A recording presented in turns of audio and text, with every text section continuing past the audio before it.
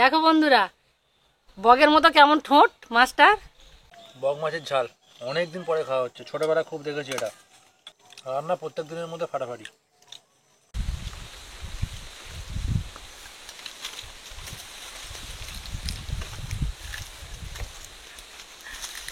এখন আমরা পানি ফল খেতে খেতে যাচ্ছি, আর বাগানের মধ্যে কি সবজি আছে সেটাও দেখছি। আর পিছনে সাইডে দেখো একদম সবুজ হয়েছিল কিছুদিন আগে, এখন একটু হলুদ হলুদ ভাব হয়েছে। ওই দূরের দিকে তো ধান কাটা শুরু হয়ে গেছে, আর কিছুদিন পরে এই ধানগুলো কাটা হবে, আমরাও কাটতে আসবো। আর দেবজি তো আজ আমাদের সঙ্গে আছে। আজকে কি সবজি তুলবো দেবজি? বাগানের মধ্যে সেরকম কিছু সবজি দেখতে পাচ্ছি না। অনেকদিন কচু পাতা তুলিনি, কচু পাতার কোনো রেসিপি করা হয়নি, তো আজ ভাবছি একটু কচু পাতা তুলবো। সামনের দিকে আছে কচু পাতা। আর কি দেবজিৎ, বাগানে দেখতে পাচ্ছি না, সবে ছোট ছোট গাছ হয়েছে, নেওয়ার মতো কিছু নেই। তো চলো কচু পাতাগুলো তুলে নিই, আর দেখি সামনে কি সবজি পাই। আঁশফলটা মিষ্টি আছে? হ্যাঁ, আঁশফলটা মিষ্টি আছে। এখন অন্য কোনো সবজি নেই, দু একটা লাউটাও হয়ে আছে। লাউ খাবো না এখন, খাবো। কচি পাতা হলে সেগুলোই ভালো হবে। সামনের দিকে পাতাগুলো দেখি। এই দেখো প্রজাপতি, এইখানে কটা পাতা আছে। এখানে কচি কচি পাতাগুলো এইটা ভালো।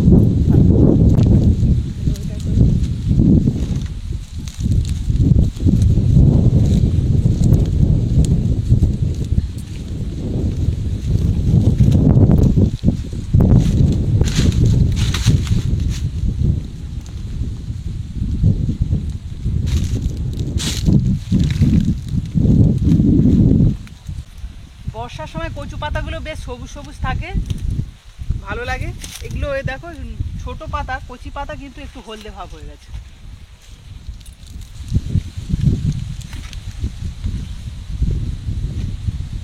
তো এখান থেকে বেশ কয়েকটা কচু পাতা তুলে নিয়েছি, সামনেও রয়েছে কয়েকটা পাতা তুলে নেবো ওখান থেকে। মা আসুন।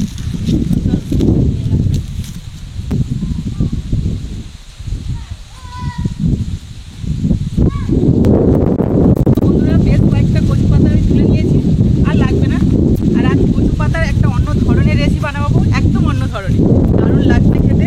আর তার সাথে রয়েছে বক মাছ, যেটা দেখতে একদম বকের যে মুখ ঠোঁট থাকে ঠিক সেই রকমই। তোমাদের রান্নাঘরে গিয়ে দেখাবো, সেই বক মাছের ঝাল বানাবো। আর অনেকে আমাদের গ্রাম অঞ্চলে বগ মাছও বলে। তো যাই হোক, আর তার সাথে থাকবে পেঁপের একটা দারুণ রেসিপি, সেটাও একদম অন্যরকম নতুন ধরনের রেসিপি। তো চলো, সবটাই তোমরা ভিডিওতে দেখতে পাবে। এখন রান্নাঘরে যাওয়া যায়।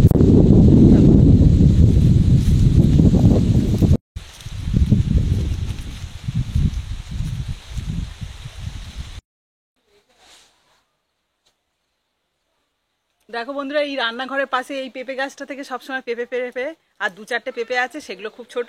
তো পাশে আর একটা পেঁপে গাছ আছে, সেখান থেকে আমি পেঁপে পেরে নেবো এখন।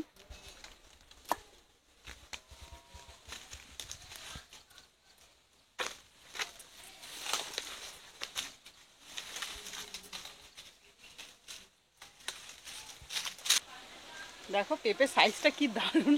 এটা কিন্তু লম্বা পেঁপে না, ওই রান্নাঘরের পাশে যে গাছটা আছে সেটা লম্বা লম্বা পেঁপে, এটা গোল পেঁপে। এটাই হলো আসল পেঁপের সাইজ। দেখো কচু পাতাগুলো নিয়ে এসে ভালো করে জল দিয়ে ধুয়ে নিয়েছি। এবার বঁটি দিয়ে এই শিরাগুলো কেটে নিচ্ছি।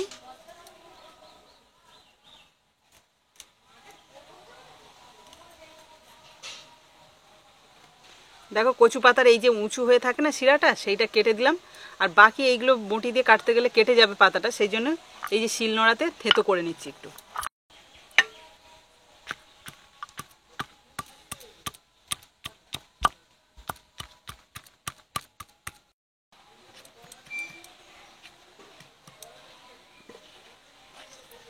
দেখো প্রত্যেকটা কচু পাতা এইভাবে শিরা কেটে সমান করে নেব।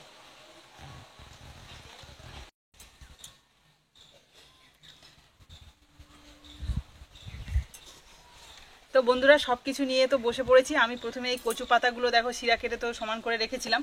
এবার কচু পাতার মধ্যে যেগুলো মাখাবো সেগুলো নিয়ে নিয়েছি। এখানে বেসন, চালের গুঁড়ো আর কিছু মশলাপাতি, সেগুলো এক করে দেখাচ্ছি। আর মা ওদিকে যে বগো মাছ রয়েছে সেই বগো মাছগুলো নিয়ে বসেছে, ওগুলো কেটে দেবে। মা একটু দেখাও ভালো করে, কিরকম বগের মতো ঠোঁট পুরো। হ্যাঁ দেখো বন্ধুরা, বগের মতো কেমন ঠোঁট মাছটার। পুরো বগের মতো ঠোঁট। তো এই মাছগুলো একটা বড় বড় সাইজেরও হয়। হ্যাঁ এই বড় হয়, খুব এরকম বড় হয়। তো এগুলো ছোট ছোট লম্বা, লম্বা। হ্যাঁ এগুলো দারুণ স্বাদের কিন্তু, এগুলো ছোট। খুব টেস্ট। তো মা কেটে না কুট্টুস ওখানে পাশে বসে দেখছে। বসে পড়েছে, তুমি ওই মাছ খাবে নাকি? তোমার আলাদা মাছ ধরা হচ্ছে তো।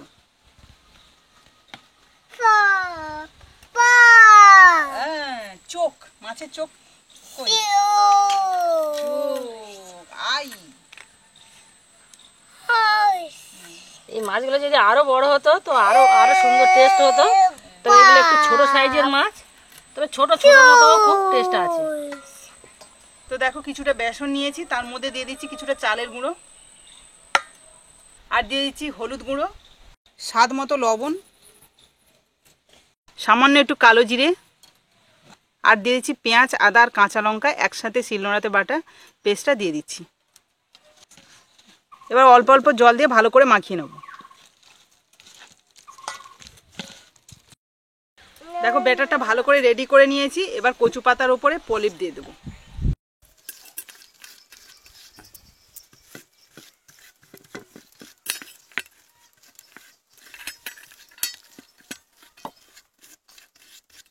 থালার ওপরে কচু পাতাটা রেখে পলিপ দিয়েছিলাম, কিন্তু থালাটা ছোট হয়ে গেছে বলে আবার পিঠের ওপর নিয়ে নিয়েছি।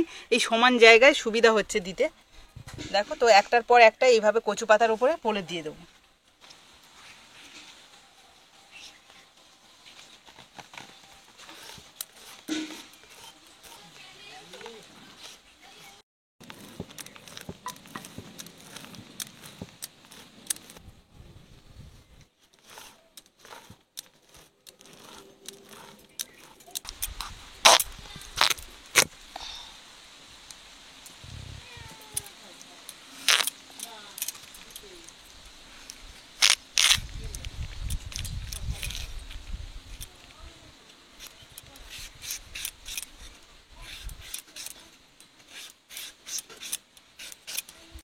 বেশ কয়েকটা কচু পাতা নিয়ে তার উপরে পলিপ দিয়ে দিয়েছি। এবার মুড়ে দেবো ভালো করে।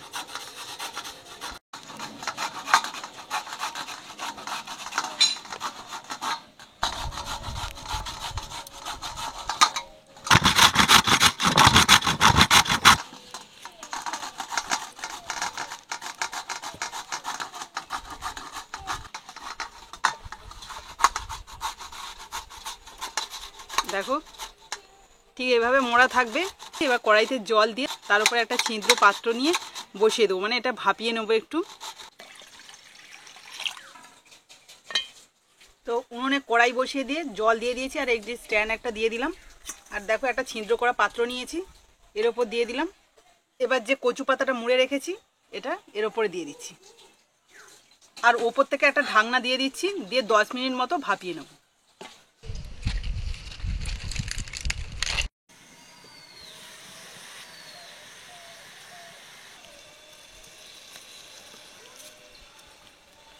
প্রায় 10 মিনিট মতো ভাপে রেখেছিলাম, কচু পাতাটা ভালোভাবে সিদ্ধ হয়ে গেছে। তো এবার নামিয়ে নিচ্ছি। এবার এটাকে হালকা একটু ঠান্ডা হতে দেবো, তারপরে পিস পিস করে কেটে নেব।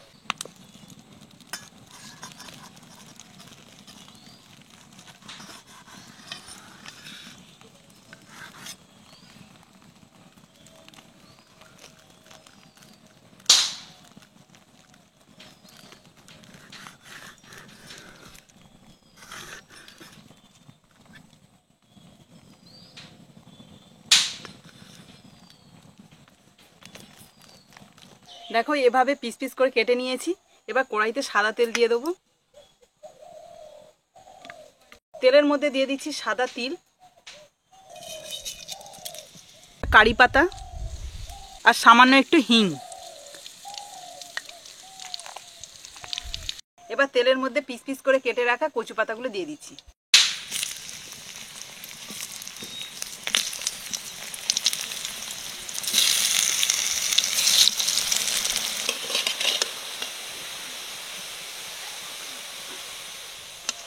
কচু পাতাগুলো সাদা তিল, কারি পাতা আর হিং দিয়ে ভালো করে ভেজে নিয়েছি। এবার তুলে নিচ্ছি।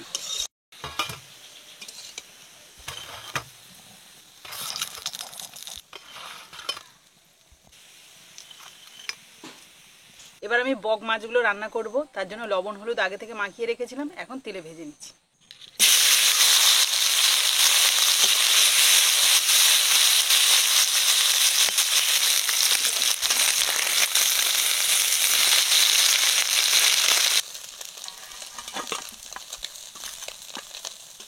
মাছগুলো ভেজে তো তুলে নিয়েছি। এবার আলু দিয়ে যেহেতু মাছটা রান্না করব তার জন্য কড়াইতে সর্ষের তেল দিয়ে দিয়েছি, আর দিয়ে দিচ্ছি একটা শুকনো লঙ্কা, দিয়ে দিচ্ছি পেঁয়াজ কুচি। পেঁয়াজ হালকা করে ভেজে নিয়েছি, এবার দিয়ে দিচ্ছি থেঁতো করা রসুন, সরু সরু করে কেটে রাখা আলু। আলুর মধ্যে দিয়ে দিচ্ছি পরিমাণ মতো হলুদ, স্বাদ মতো লবণ, সামান্য একটু লঙ্কা গুঁড়ো,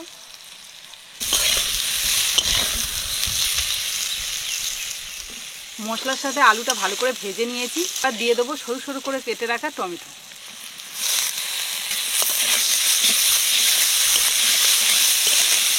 আলুগুলো যাতে ভালোভাবে সিদ্ধ হয়ে যায় তার জন্য দিয়ে দিচ্ছি জল। বন্ধুরা, ওদিকে তো মাছের ঝালের আলুটা সিদ্ধ হচ্ছে, আর এদিকে পেঁপের তরকারি বানাবো বলে মা তো ইসি স্টেনারে ঘষে দিয়েছে পেঁপেটা, দেখো একদম সরু সরু করে। আর এদিকে মুসুরির ডালও বেটে দিয়েছে। এবার সব কিছু একসাথে মাখিয়ে নেব। বেটে রাখা মুসুরির ডালের সাথে দিয়ে দিচ্ছি স্টেনারে ঘষে রাখা পেঁপে। এবার দিয়ে দিচ্ছি পরিমাণ মতো হলুদ গুঁড়ো,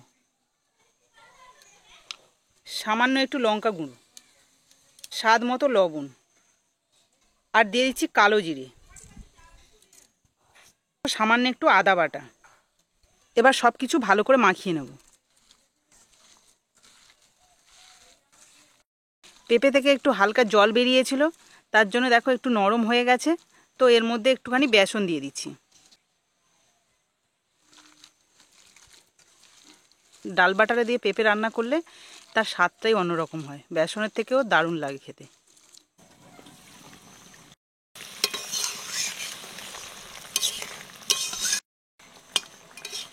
প্রায় 5-7 মিনিট মতো ঢেকে রেখেছিলাম, তাতে আলুটা ভালোভাবে সিদ্ধ হয়ে গেছে। এবার ভেজে রাখা মাছগুলো দিয়ে দেবো।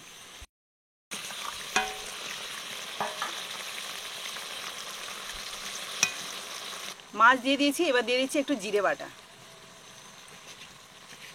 কয়েকটা চিড়ে রাখা কাঁচা লঙ্কা, আর দিয়ে দিচ্ছি ধনে পাতা।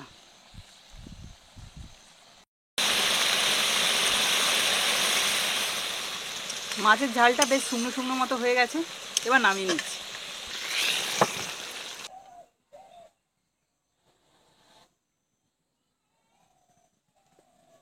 তো পেঁপে দিয়ে যে ব্যাটারটা রেডি করে রেখেছিলাম সেটা এবার তেলে ভেজে নেব। তবে বিভিন্ন রকম শেপ দেওয়া যায়, আমি একটু গোল গোল শেপ দেওয়ার চেষ্টা করব। এটা একদম নিরামিষ তরকারি, কিন্তু খেতে দারুণ লাগবে।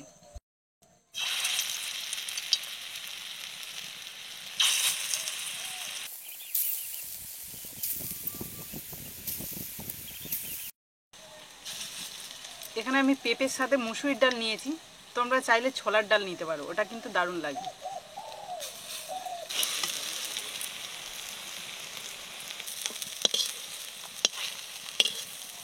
পেঁপের এই বলগুলো রান্না করার জন্য কড়াইতে এখন সরষের তেল দিয়ে দিচ্ছি।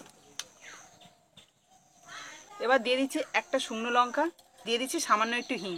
নিরামিষ তরকারিতে সামান্য একটু হিং দিলে দারুণ লাগে খেতে। দিয়ে দিচ্ছি তেলের মধ্যে সাদা জিরে,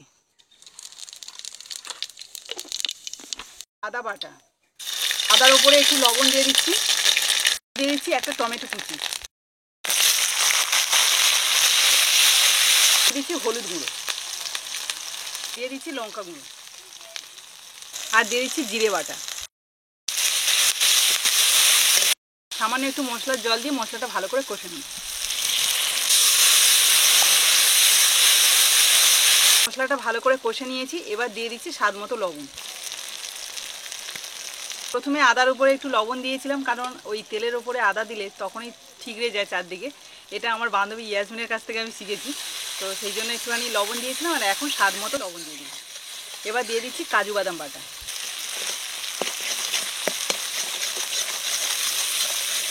আর দিয়ে দিচ্ছি দুটো কাঁচা লঙ্কা। মশলাটা পুরোপুরি রেডি হয়ে গেছে, এবার দিয়ে দিচ্ছি জল।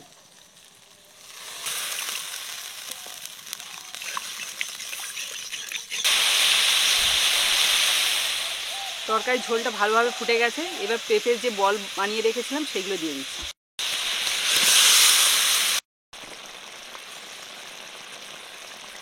তরকারিটা একদম মাখা মাখা হয়ে গেছে, এবার দিয়ে দিচ্ছি 1 চামচ চিনি। উপর থেকে একটু ভাজা মশলা ছড়িয়ে দিচ্ছি। এবার পেঁপের তরকারিটা নামিয়ে নিচ্ছি।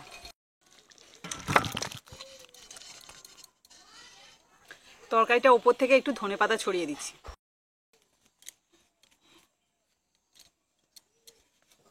তো সবগুলো রান্না করে সবাই মিলে আবার একসাথে বসে পড়েছি। তো প্রথমে আছে কচু পাতা।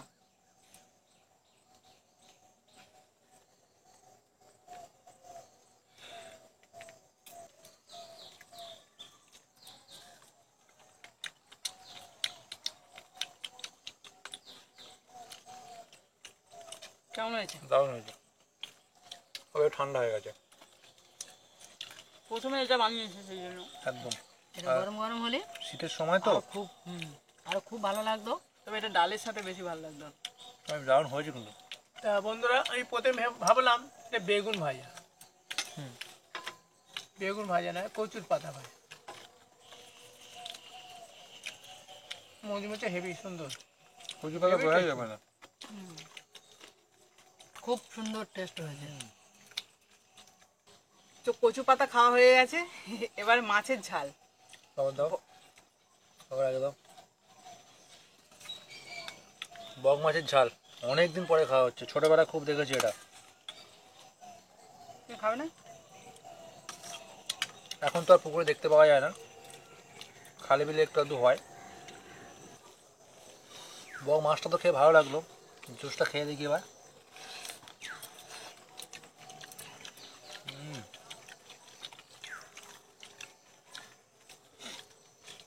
রান্না প্রত্যেক দিনের মধ্যে ফাটাফাটি, কিছু বলার নেই। মাছটাও দারুণ। আমি ওই বক মাছটা খাই না, তাই ওই তরকারিটাও আমি খাচ্ছি না। তাই বৌমা এই যে আর একটা এই যে তরকারি করেছি যেটা, তো এইটা খাচ্ছি। তো প্রথম খেয়েই বুঝতে পেরেছি যে তরকারিটা কত টেস্ট হয়েছে, তো একদম ফাটাফাটি। দাও সকাল দাও, দারুণ লেগেছে।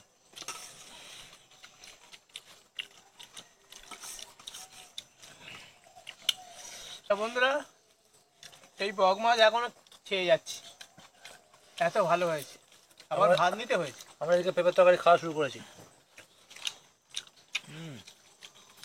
আর পেঁপে তরকারি একবারে ভাত খাওয়া হয়ে গেছে, ফের ভালো নিয়েছি, ফের তরকারিও নিয়েছি। কিন্তু বলটা কিন্তু দারুণ লেগেছে। পেঁপে বলে বুঝতে পারছো? না, জানি বলে বুঝতে পারছি, নাহলে বুঝতে একটু দেরি হবে। আর ডালের একটা সুন্দর গন্ধ আছে। এই যে এটা পেঁপে তরকারি খাচ্ছি বলে এটা মনে হচ্ছে না। সারা বছর পেঁপে খেতে গেলে একটু পেঁপেকে ভ্যারাইটিস ভাবে রান্না করলে বেশ ভালো লাগবে। তোমরা দেখেছো যে একদম হালকা পাতলা, মানে সেরকম ভাবে মরিচ মশলা দেওয়া নেই, আদাও পর্যন্ত দিইনি, শুধু রসুন, থেতো করা রসুন আছে, পেঁয়াজ আছে। পেঁপের বড়া দারুণ, নতুন রেসিপি পেঁপের বড়া। রান্নাটা যেমন স্বাস্থ্যকর তেমন সুস্বাদুও হয়েছে। তো বন্ধুরা, তোমাদের ভিডিওটা কেমন লাগলো অবশ্যই কমেন্টে জানাবে, আর ভালো লাগলে লাইক করবে, বন্ধুদের সাথে অবশ্যই শেয়ার করবে। আর প্লিজ যারা ইউটিউব থেকে দেখছো, ইউটিউব চ্যানেলটাকে সাবস্ক্রাইব করে দিও, আর ফেসবুক থেকে যারা দেখছো অবশ্যই করে ফলো করে দিও। তো আজকের মতো টাটা। টাটা।